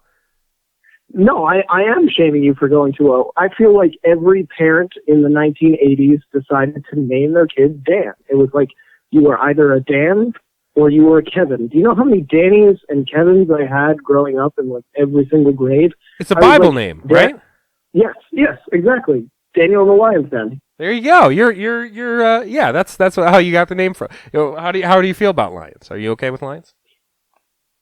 I feel great. Are we asking how I feel about being a biblical icon? Yeah. Well, no. I was saying, how do you feel around lions? Since you're Daniel in the Lion's Den, that's your thing, because that's where the name comes from. I mean, I feel like you should be thanking me, because when was the last time you saw a lion? That's true. You're right. I don't even see them at the zoo, because like you go to the zoo and half the animals and the people that run the zoo are like, oh, they're sleeping, and you're like, well, where are they sleeping? And you're welcome. They're never there. One time Abby and I went to the zoo, I think in like Philly, and this orangutan or something, or it wasn't an orangutan, it was just some sort of ape. This thing was throwing down. It was picking up these barrels like Donkey Kong, and it was throwing them across the room, and it had the whole place. All eyes were on this ape. It was a star of the show at that particular time. Now, did you perhaps egg on this orangutan in any certain way? I didn't, even though sometimes I can take more of an orangutan type shape. And as far as like when I kind of hunch too much and let my knuckles drag against the ground, I know that it can kind of appear like, hey, maybe I made it out. Like the orangutan's like, he made it out of the cage. Maybe I can make it out of the cage, I have something to aspire to. Let me get out of here. Pursue a life of podcasts. Exactly, and that's what we can all strive for. So I wanted to throw some questions to you. I've got these questions I've been asking all the guests on the show tonight, and they're kind of like, putting you on the spot a little bit, but they're kind of weird and different scenarios. So let's see where it goes. Let's go with the first one. So I asked this to CMO Pete, who was on the show. It was kind of confusing, but let me try to reword it. So you die, right? And you are given the option to have everybody who dies gets to choose a 12-foot by 12-foot square to stay in alone for eternity, and it can be anywhere on the planet. But it's a 12 by 12 square, and you aren't able to have any sort of contact with the living world, so you can't like stay in a square and like high five everybody that walks in the square. Like you can't actually have any interaction with people, but you can make this square be anywhere on the planet. Where would you put your 12 by 12 foot square? You see, you're basically asking me, if I was a poltergeist, where would I want to haunt for all of eternity?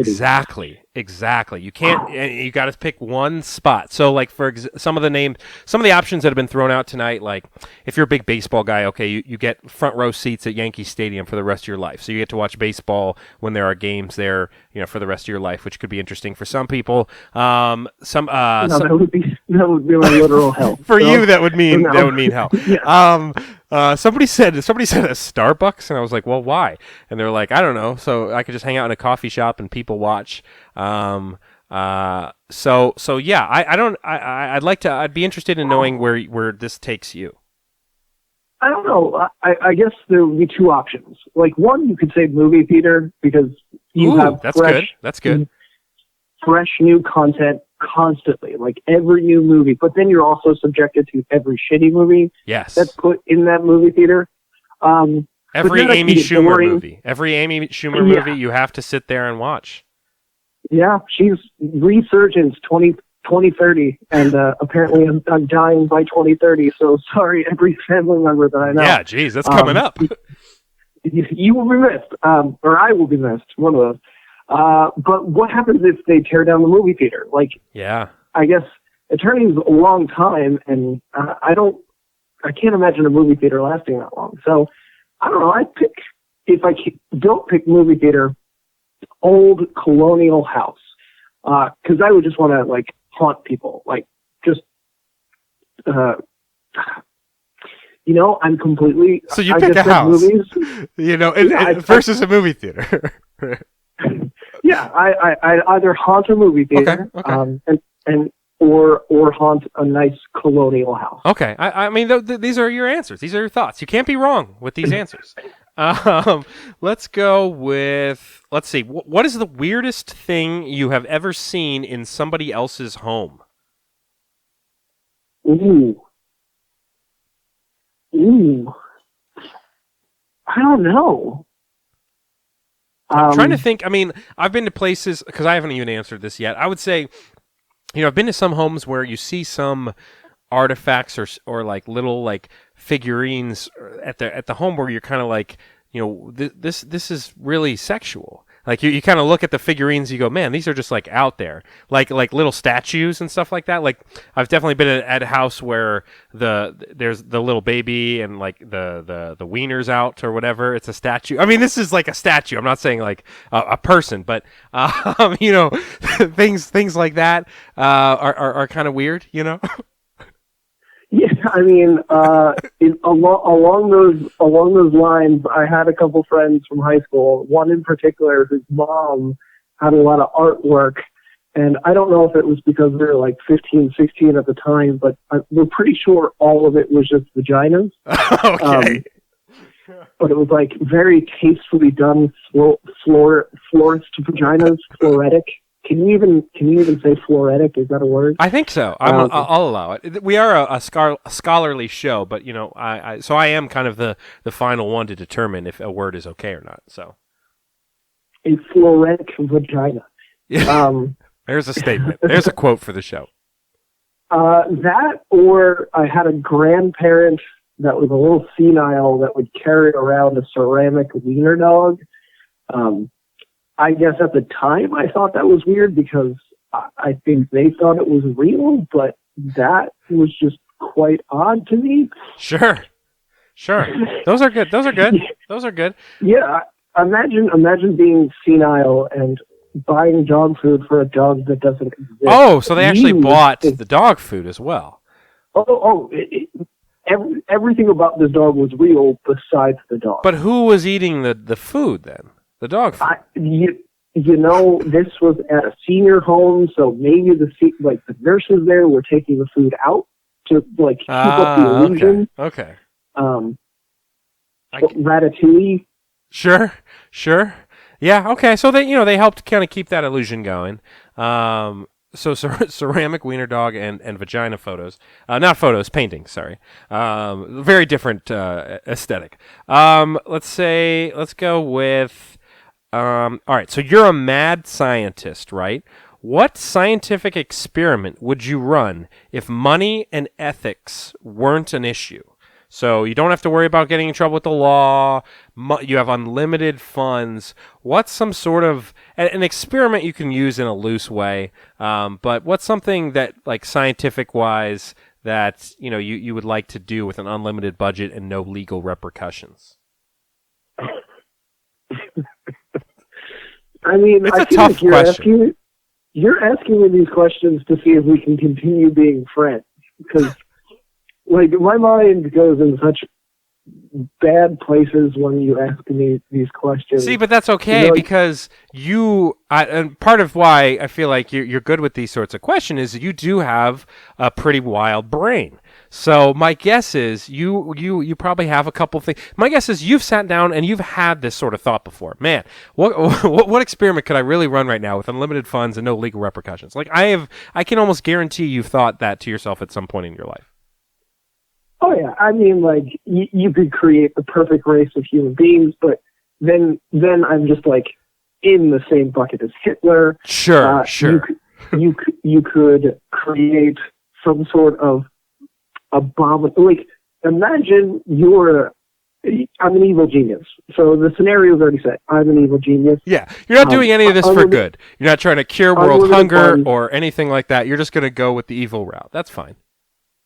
Literally, either creating Godzilla, but like my own version of Godzilla. So like maybe like take Godzilla, add 8 monkey arms, and like it also breathes fire. I think he already breathes fire, but he breathes fire. Sure. Or you take the plot from Jurassic Park and you weaponize dinosaurs. Oh yeah. So you take dinosaurs, one, bring them back to life, and then just like add laser beams to their heads and rule the world. Like, there's no legal repercussions, so you can rule the world with your cybernetic. No, any sort of Godzilla. cop that steps in, then you just hold up the the get out of jail free card that you've got, and they can't touch you. You can't do anything. You're like, this was official. The president signed off on this, and the UN signed off on this, and everybody said I could do this. So you can't touch me with my laser-eyed dinosaurs that I'm riding around and killing thousands and thousands of people with. And everybody is sad, but at the same time they respect you. Well, you didn't put the prerequisite that everyone's going to be sad. There was no legal repercussions. That's true. That's true. That this doesn't bring an economic resurgence, and like a lot of people. Yes, we're probably going to lose a lot of people, but like the economy is only going to be stronger for it. Yeah. Okay. You're making your case. But who knows what type of vaccines can be created from cybernetic dinosaurs? You're probably not the first person to say that. That exact statement on some sort of forum, some sort of message board. Last one for you here, and kind of on the same lines. What mythical creature would improve the world most if it existed? Now, I did say improve the world, so you can't really go evil genius route. But what mythical creature do you think, if this thing exists, the world is a better place? Genies. Genies? Genies. Okay. Just giving wishes out left and right? You've seen the show Fairly Odd Parents, right? Yes. Just imagine everyone is Timmy Turner. Like, you could just have your perfect life. Oh, wow, you're right. Exactly. So, like, wake up. I don't know. I guess now but here's the thing though. Genie, I think of 3 wishes and then you're done. Fairly Odd Parents, his magic little fish granted every single wish because in reality they were his odd parents, Fairly Odd Parents, bombs and I forget the rest of the lyrics, but so he got anything he wanted in that scenario for forever, basically. Genies, I think of Genie in the bottle. What are your 3 wishes? So are we talking fairy godparent type people, or are we talking genies, 3 wishes and you're done? Regardless, everyone's first wish with a genie is always going to be 1,000 more wishes. That's true. That's true. And if you don't do that, you're a moron. Yeah, exactly. You're like, I wasted my one wish. But anyway, like you could literally, it's like Alexa on steroids. And you could probably even just wish for 1,000 wishes, wish to call your genie Alexa, and then from then on, go, Alexa, dress me, or Alexa, get me to work. I mean, I guess in a scenario in which you have a genie, why the hell are you working? Yeah, I was about to say. So you'd use Alexa to put on your clothes and take you to your job, and then after 8 hours, you'd be like, Alexa, take me home. Alexa, take off my clothes, and then you'd be like, Alexa, put in a frozen dinner in the microwave. Yes, please heat up my Hot Pockets and also recline the chair for me, because when you work 8 hours a day, your imagination goes out the window. Yeah, I think you'd have to, but the problem would be, so in theory, everybody would also have access to these magical Alexas. And now, would there be a limited amount of these Alexas? Like only a certain number of people can have them, or does everybody have access to them? I mean, that's what it comes down to. Because otherwise, I mean, wars would be fought over the Alexa Magic Fairy. Well, I mean, there's one per every flea market. Sure. So, like, sure. Flea market, one, it increases the flea market economy. Like, people do really well at flea markets now. And two, you have people that aggressively polish your lamps to find their own genie. But then you have to worry about people like me who, like you, Ben Simpson, who is a huge baseball fan and would be like, I wish I could be in the World Series. And I would be like, I wish Ben had fish for hands. And then you would be the worst baseball player ever. You're right. You would be in the World Series. I wouldn't take that away from you. But yeah, I would be out there flopping around. I mean, that's the thing, is they'd be like, well, you know, he made it here. He made it to the World Series, but at the same time, we just really can't use him on the field. So I don't know if this is going to work. Okay, you know, that makes sense. I think we'd be able to. I think we'd be able to figure it out. But no, those that's good. Those are good answers. This is why I needed you on the show. Well, before I go, what besides genies? Now that I've put out my answer, what was your, not to say best one, but what was your favorite, personal favorite? So I think mermaids would be kind of cool. You know, you're swimming around the ocean. Oh, hey, what's up? You know, what do you think about this island? And they would be able to kind of give you some advice, like travel advice, I guess. Or like, you know, maybe they're really good lifeguards. Like, you know, we make mermaids be the lifeguards at all the pools, so you don't. Well, I guess I would take away some jobs, but we can still pay them, I guess. You know, I mean, that's a solid answer. Would there also exist in that world reverse mermaids? That's true. That's true. So you mean like people? Fish on the top, people on the bottom. Oh, okay. So we're talking like Shape of Water type. Okay. That movie with the fish sex. Yeah, I think there would have to be. There'd have to be some fish on top, people on the bottom. Now, those would be a little less helpful than the mermaids. Because the mermaids, again, travel advice, hey, that water is actually really cold. Don't go swimming yet.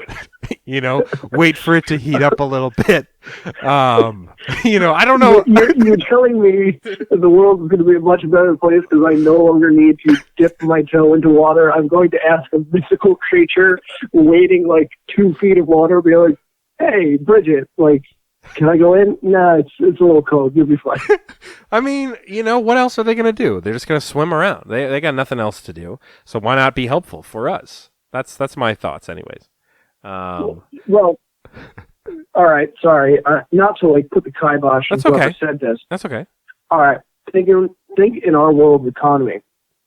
I keep using this. It's probably our current climate. We're going to flood our entire planet if global warming is a thing. But you now have mermaids, which then are taking water makes up what, like 70, 80%, 90% of the planet.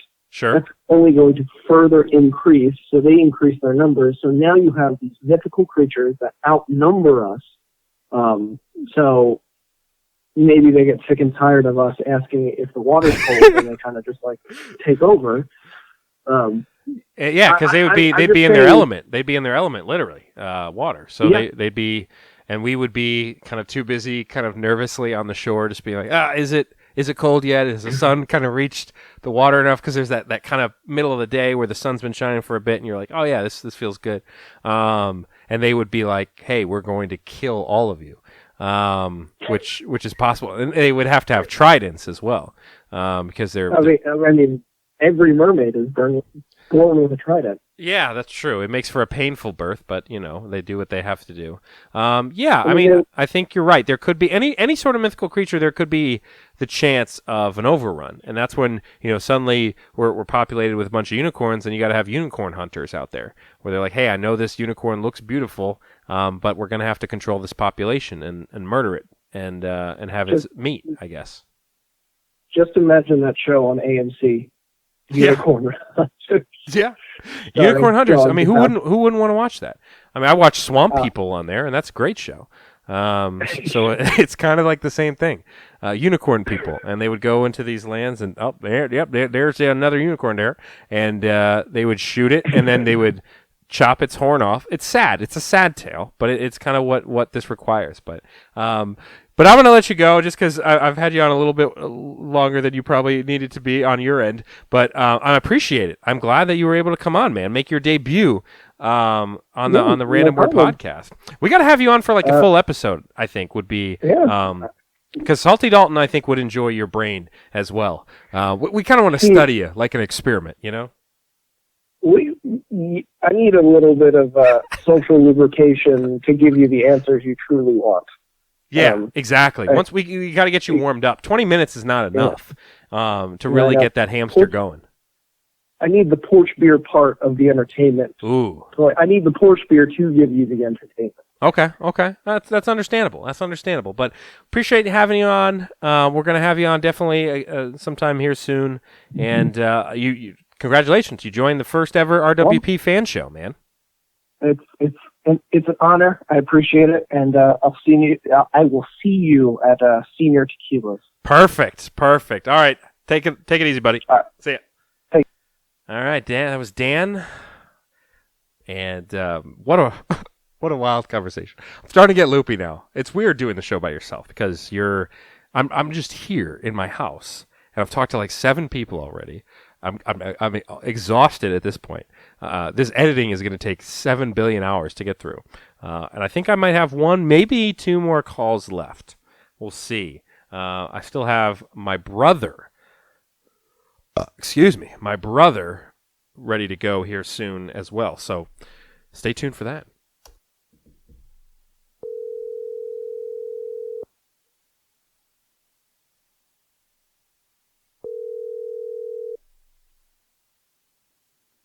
Hello, you're live to tape on the Random Word podcast. This is live. This is live, man. I'm on air, baby. Intern Will making his triumphant return to the airwaves. What it is. So Intern Will, as of right now, you're going to be the last one to round out the episode. We're here on the show. So we've had some laughs, we've had some tears. It's been quite a journey through this episode, talking to people like Ian and Mike, and talked to CMO Pete, talked to Matthew. You gotta meet the people. Matthew Scarborough, talked to Dan, my buddy Dan. So it's been quite a wild ride, but we just wanted to, the point of this episode is just to kind of talk to the people. With Salty Dalton being gone, this is the RWP fan show. So what I wanted to do is I've got some questions, kind of funny questions, and you of course made your famous appearance on the show a couple times, but your most famous was on the Hot Chicken Challenge. The Chicken Challenge, where you joined us there. But so that is where if you haven't heard Intern Will before, you can go listen to that episode. But you can watch the video too. Yeah, there's some video up there as well. So Intern Will, here we go. So let's go. Here's the first question. What is the most embarrassing thing you've ever worn? Ever worn? Yeah. So freshman or sophomore year of high school, I thought I had these jeans that I bought that were probably like, remember the early 2000s when everybody would wear really baggy shirts and jeans? Yes. It was jeans like that. I thought they looked cool. I thought I tied them up enough so they looked tight. I got made fun of the whole day for the jeans I wore. And it was brutal. It wasn't like, it wasn't poking fun. It was bullying. So yeah, it was straight up bullying. Okay. Yeah. Okay. Yeah, I would say that's the most embarrassing. The jeans. They called me Jeans Boy. Oh, Jeans Boy. What sport do you think would be funniest to add a mandatory amount of alcohol to? So let's say there's a sport. Like you could say like baseball, for example, and anyone that participates in that sport has to be drunk. Like you have to drink a certain amount of alcohol to play. I'm gonna say MMA. Oh, that's a good answer. Yeah, I'd love this because that's endurance in that sport.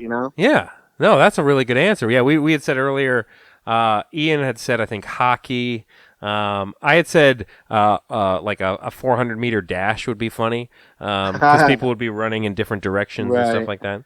Yeah, nothing on a track. This is a good one for you. I feel like you might have a good answer for this. What would be the creepiest thing you could say to a stranger that you pass by on the street? Ooh, I've said some creepy things to people. Well, we're talking like, yeah, so straight up, you're walking down the road. Creepy thing, I'd say something like, the quality of the clothes you're wearing must mean that you have a lot of money or something. Okay. Something like that. Okay, something like that. I think I had said that if you walk by somebody and you go, you have beautiful elbows, or could be something. Yeah, or nice. Can I cut your hair? Yeah. Can I cut your hair? Are you a barber? No. No, I just cutting hair today. Okay, that's a pretty good one. Let's go with, let's say, what is the weirdest thing you've ever seen in somebody else's home? I don't know if I could say. Well, you don't have to name anybody. And this is not against any religion. Sure. Yeah. And I'm sure this is more prevalent in Middle Eastern households. I just haven't been in that many. Some of them dedicate entire rooms to worship, and shrines are in there. And honestly, that's what it was. It was more shocking than it was like weird. Sure. It was just interesting that they bought. The whole room was used for, like, there was just this big statue in my friend's room, in my friend's like living room, and I just had no idea. It was all dark. We couldn't go in there. I had no idea what the deal was. I'm just guessing. So they had a shrine room? I think so. I don't know what. I don't even think he's like a crazy religion or anything. What if you walked in there and there was a big blown up picture of you? Like it was, I just don't want to break anything. It was your school picture. Yeah, you break something, next thing you know, a shrine of me. I don't think anybody's made a shrine. I've made a shrine for a couple people. Oh, there you go. Yeah, I mean, you've made one for me. So, what about this one? Let's say, let's go with, what do you think would be the coolest animal to make the size of a horse? So, like, you can scale up an animal. Wow. So you can take like Pete said, a scorpion. Okay. I forget the coolest. Yeah, like something cool that would be like, that's like normally small, but you can make it the size of a horse. I would say like a small dog, like one of those like poodles, like, so it has the same characteristics. It's just as big as a horse. Okay, I like that answer. That's pretty good. Is that a good answer? Yeah, that's a good answer. It would be literally like a furry horse. I was gonna say a turtle, but that's called a tortoise. So yeah, I got you. What about what is the sexiest name and what's the least sexiest name? Okay, so this is the one question I knew ahead of time, so I had time to think about it. About them, at least for the unsexy. Yeah. You know what the most? Wait, are we talking if I'm getting with a woman or a man? Yeah, well, sure. Yeah, you could say. I mean, nobody said anything about getting with anybody. It just said like what sexiness? Would be? Yeah, but think of like So for you, it's like, what's the sexiest woman's name? Okay, so let me just say, for a man, the least sexy name I came up with was Charlie. Okay. What about Charlie Hunnam? He's hot. He's not. Oh, okay. And I don't think girls don't really like him. All right. That's a bold take. But as a woman, probably the least sexiest, I'd say something like Yvette or something like that. Yvette to me sounds kind of hot. To me, it's like Bertha. Like Bertha or like Maud. And that sounds nice to you? No. I'm saying Yvette sounds pretty good. Yeah, I think Yvette sounds like a sexy name. A sexy name. Okay. Yeah. Well, it would kind of throw me off. Sure. But, to each their own. Hey, yeah. To each sexiest name? Yeah. Probably. Now I know this is your wife's middle name. I'm not talking about your wife. Okay. Right now, whoa. okay? All right. But Rose. I like that name. Yeah, it's a good name. If a girl, she's fiery if her name's Rose. Yeah, no, that's a good answer. What about for a dude? For a dude, probably Will. Yeah, okay, that's fair That's enough. probably the sexiest name. Let's go with, all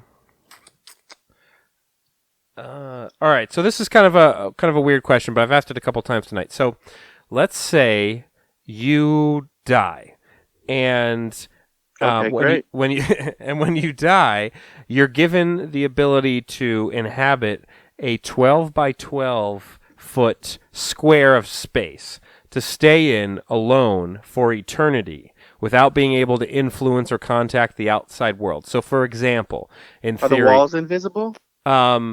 there's no walls. It's just like, so here's an example. Like, you could in theory stay in a movie theater for eternity and watch, as many movies as come through that theater. Okay. Or you could say, if you're a big baseball fan, you sit at behind home plate at Yankee Stadium and you get to watch every baseball game for eternity, basically, that's played at Yankee Stadium. So the only rules are you have to stay within this 12 foot by 12 foot area, and you can't actually have any contact with anybody else. But you can observe? Yes, you can totally observe. Somebody could sit right next to you, but you just can't so you're like a poltergeist. So I would, that's interesting. I think I would choose a bar in somewhere like New Orleans, somewhere where there's a lot of drunk people that I could just laugh at. Yeah, okay. So you just post up in the bar for the rest of your life and just kind of laugh at people? Okay. Yeah. Okay. Hey, there's no wrong answers here. Let's go with one more here, and then I'll send you on your way. Let's go with what mythical creature would improve the world most if it existed? That's an easy one, Ben. Do you know? No. What? Dragons. Dragons. That would improve the world. It's called natural fuels, It's not, we have they burn things to get a motor going or something, right? Oh. Dragons. I don't know. You understand what I'm getting at? I understand where you're coming from. Okay, so we could try to harness their fire and like a dragon-powered car. Okay. Maybe some small dragons. Okay, some small dragons. And they're just in the pipe in the back of your car, and they're just breathing, and that's what's moving your car forward. Okay. All right. Yeah, I guess in theory. I mean, that wasn't what I was initially thinking of when it came to dragons. Yeah, what was yours? Well, no, mine was dumb. Mine was mermaids, because they could be our lifeguards. But mermaids, okay. So that way, mermaids are real, but we don't have to. Oh yeah, that's true. That's true. You've seen a couple, right? I have seen a couple online. I believe they live in the deepest part of the ocean, so no, I have not seen any in person. Okay. Well, that's fair enough. We can go mermaid hunting if you want. I would be very much interested in that. That would make for a heck of a podcast episode, my guess would. But dragon powered anything, Okay. So, yeah, and we could use them as weapons too. I feel like we could easily use them as weapons. The only thing is, I think they would I think they would side with Asian people. I don't know if we would be able to use them. Sure. They do have a connection with them. Yeah, that makes sense. No, I got you. Make a couple shrines to some dragons, see what happens. That's a good idea. It is a great idea. Okay. Well, before we finish up, I did want to. So I've been asking people on today's episode to name your either favorite moment from the show or favorite fishbowl idea or whatever. So I've listened to the show. I haven't listened to every episode. I've listened to most. I would say my favorite, definitely. Well, personal favorite would probably be the chicken challenge, just because I was a part of it. Yeah. But as for you and Salty D, Salty D walks into his first class freshman year of college. He brings his laptop. He is just casually, sitting down. He chooses a seat. He opens his laptop. Hardcore porn is blasting on his laptop. And when he told that story, I lost it. He said he just closed the computer and walked out. And he never went to the class again. And I think that's probably one of the funniest stories I've ever heard. That's a great answer. That was a great. I was part of that. And that was an early one too. That was in an early episode. Yeah. No, that's a very good answer. No, man, that's we got to definitely have you on the show again, Intern Will. We got to have you live in the studio. Maybe we do some other sort I'm of good food behind thing. the scenes as far as doing the books and all that. Yeah, but, I mean, you're I'd love to doing your be on the intern show. duties for sure. No, we appreciate that. Keep looking for mermaids, man. Yeah. Okay. All right, Intern Will. Appreciate you coming on the show. I appreciate it. All right. My pleasure. All right. Have a good one, man. Talk to you soon. All right. See ya. Hope you guys enjoyed this episode of the Random Word Podcast. I know it was kind of a special episode, something a little different. We wanted to try some different things. We just wanted to give you some content here. Don't forget about us. We've got Bad Book Club coming up soon in the near future here for the next book. And then we will be doing some more episodes as well. So for Salty Dalton, I am Ben. Sayonara, my sweet, sweet suckers. We outie.